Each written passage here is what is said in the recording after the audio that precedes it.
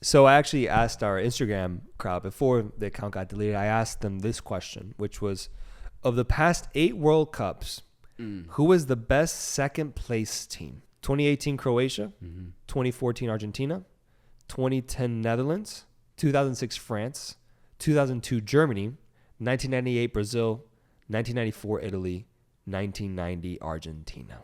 Which of those 8 teams is the best? And so I had a poll. I mixed them up. I made a quarterfinals bracket, and I had a poll that proposed to all our thousands of followers who is the best team.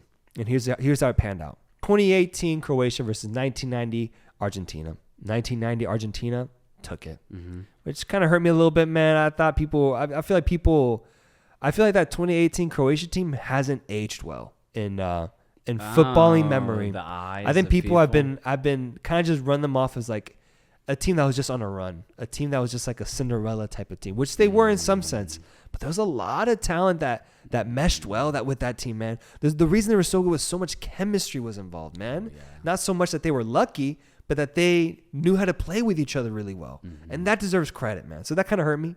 1990 Argentina, I didn't watch them, so I don't actually know. But based off of the Maradona documentary I saw, it did look like a fun Argentina team that ultimately couldn't win it. So they win that matchup.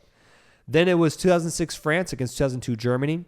And 2006 France took it in a landslide, which I was okay with because I'm big on the 2006 French team. Yep. Penalty shootout away from winning the tournament, almost had it, whereas 2002 Germany lost 2-0 to Brazil in the final. 2014 Argentina against 1994 Italy. This was a fun matchup that saw the Messi fans and the Argentina fans flood the pool and bring Messi home. 2014 Argentina won this one. But I also had a lot of people that watched that 1994 World Cup hit me up and be like, hey, man, that Italy team was fun to watch. Okay. They were fun to watch. 2014 Argentina goes on, leaving 2010 Netherlands against 1998 Brazil.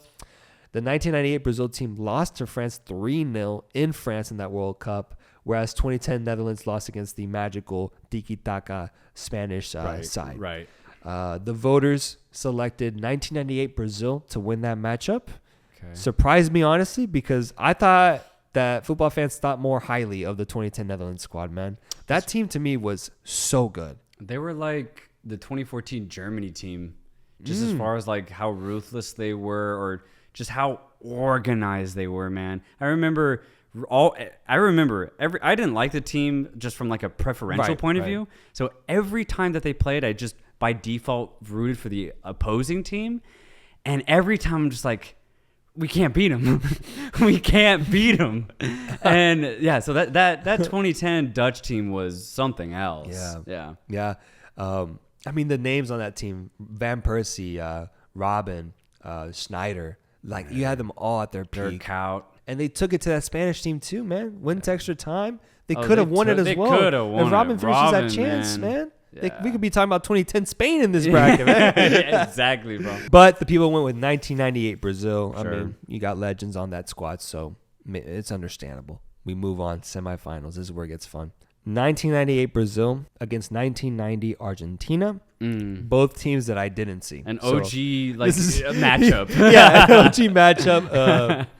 That I have no idea I didn't see it. I was like 3 years old when Brazil played. So the winner was 1998 Brazil. It wasn't very close, so it was interesting to see. Trust it. Yeah, the Brazilians came through. The Brazilians showed up to the polls, and they pulled Ronaldo's Brazil through to the final. And who did they meet? They faced off against the winner of my favorite matchup of this bracket, 2006 France versus 2014 Argentina. Think about it, man. Let's think about this. Of those two teams in a one-off game in the World Cup, who would win that matchup? Yeah. When I really think about it, dude, when I think about the names, the players that surrounded each other, the way they all played, I can't help but think that 2006 France beats 2014 Argentina. Sure. Because for me, a lot of what Argentina did that was special was the one and only, the GOAT. Lionel Messi's performance in that tournament was incredible. Yeah. He had a good surrounding cast, but that was kind of it. It wasn't amazing like how the French surrounding cast was. Ultimately, took a team, an Italian 2006 squad, to the final. Yeah. And so I'm just left thinking like, maybe it's just preferential, but I would have gone with 2006 France. The fans thought otherwise. Oh, yeah? They went with 2014 Argentina. I'm okay with it, just simply because of the one and only Leo Messi. I feel like that's just an argument you can always use, and it's a fair one. I'll put my hands up to that one. Yeah, that's true. That's true. But you are right. Your point is, in my opinion, I think they were a completely better team. correct. Yeah. I think Argentina as a squad in 2014 probably not as well built as that 2006 French team. 100%. My opinion. But yeah, I think it's Leo Messi, man, and I think that ultimately that's probably what came into play when that poll came out. So the final ended up with 2014 Argentina versus 1998 Brazil. Jesus. And you gotta love a good Brazil-Argentina matchup, no matter what the context. Yeah. And so I was actually really pong. intrigued because we have a big Brazilian contingent and a big Argentine contingent following us, and so I was like, okay, these two are about to go head to head. The poll ended up at 51% to 49% split. Oh, so the game would go into penalties. And essentially. All right. It was actually pretty ridiculous, the results. No real winner. And it saw 1998 Brazil come out on top. Sure. Barely. All right. Barely. The Give and Go viewers selected 1998 Brazil as the top second place team of the last 8 World Cups. Yeah. And I thought that was a fun little thing to do because I was just wondering this myself the other day. I was like, I wonder who it is. Let me just try this out with our viewers. And it seemed like everyone got involved. Everyone enjoyed it. And so it was actually kind of cool because I got to learn more about each squad as well. So you know what's crazy, though?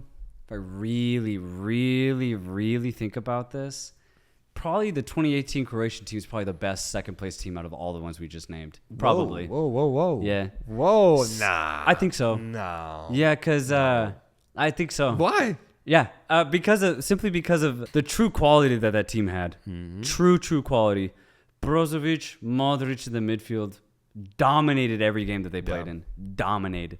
And then up top you have probably the two most underrated players in Europe, maybe in these past 10 years, and Ivan Perisic and Mario Mandzukic. Yeah, Mandzukic especially. Especially, bro. Oh, my God. I don't hear anybody and say anything about those two players, good or bad, which is a good thing. No one hates on these guys because they do respect how good they are. But man, Ivan Perisic, I think, is probably one of the most underrated wingers of the modern game. I really do think so. And he was instrumental in getting this Croatian team firing. And then at the back, you had good guys, Domagoj Vida, just doing the job that he's been doing for years at the back for Croatia. And when you think about teams, when you think about an 11, that Croatia team was really special, man. Mm-hmm. And they didn't really rely on any one guy. You could say Luka Modric, and I think that would be fair to say because he was instrumental in getting Croatia all the way to this final. But if I had to pit them against 2014 Argentina, I think Croatia win it. I think not easily, but I think they're the better team. 2010 Dutch that'd be an interesting one. I was gonna say, to me, it's not 2014 Argentina that's up there. For me, 2010 Netherlands is one. I'm big on that one. I think that'd be a big one. And then of course after that, when we talking about the 2002, 98, 94, and 90, it really is hard for me to say.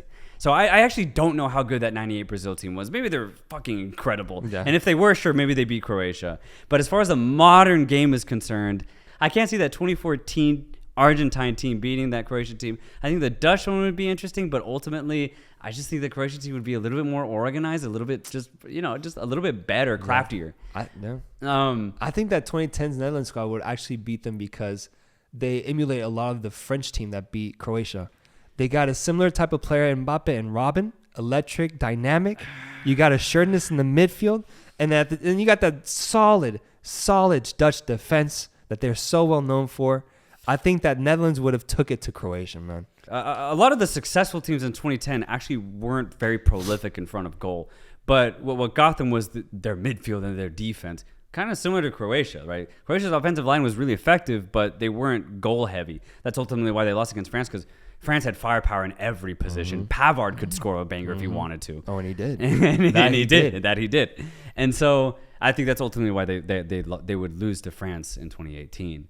But yeah, I mean, that's my opinion. I know it's a hot take, but I also have a hot take of I think that 2018 French team is probably one of the greatest World Cup teams of all time. And I know people refuse to believe that because it has Kylian Mbappe on the team. Fans, I want to know. 2010 Netherlands against 2018 Croatia. Let me know what y'all think.